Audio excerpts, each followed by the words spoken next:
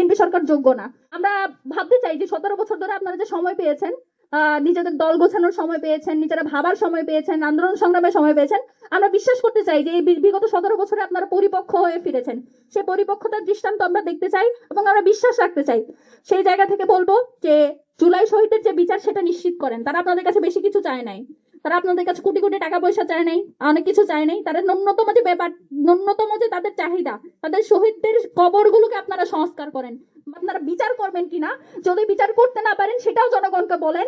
অক্ষমতা বাংলাদেশের ভিতরে এসে একটা খুন করে যায়, যেখানে স্বাধীনতা সার্বভৌমত্ব প্রশ্নবিদ্ধ হয়, যে অন্য দেশ কিভাবে অন্য একটা দেশের ভিতরে এসে একটা খুন পরিচালনা করে। এদেশের যে বিগত যে মুখ্যমন্ত্রী পশ্চিমবঙ্গের, তার বক্তব্যের মাধ্যমে এটা সুস্পষ্টভাবে প্রমাণ হয়েছে যে এই হত্যার সাথে সরাসরি ভারত জড়িত।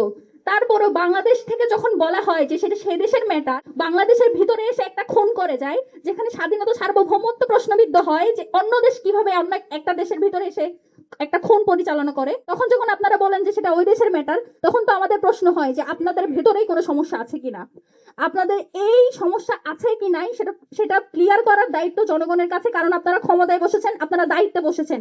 সেই দায়িত্বের জায়গা থেকে আপনারা এটা পরিষ্কার করে আপনারা বিচার করবেন কিনা, যদি বিচার করতে না পারেন সেটাও জনগণকে বলেন। অক্ষমতা আমরা জানি যে বিএনপি সরকারের অনেক সমালোচনার একটা প্রধান সমালোচনা হচ্ছে যে বিএনপি সরকার যোগ্য না।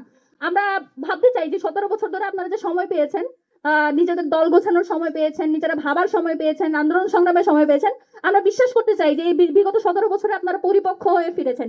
সেই পরিপক্কতার দৃষ্টান্ত আমরা দেখতে চাই এবং আমরা বিশ্বাস রাখতে চাই।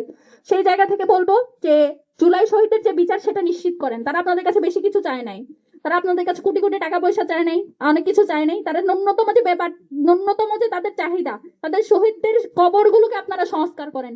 মানে শহীদদের কবর নিয়ে আজকে আমাদের কথা বলতে হয় 2 বছর পরে এসে। এর চেয়ে কষ্টের ব্যাপার আর কি হতে পারে আমি জানি না। তাদের কবরগুলো সংস্কার করেন, তাদের সন্তানরা যে মারা গেল তাদের সন্তানদের বিচারটা নিশ্চিত করেন।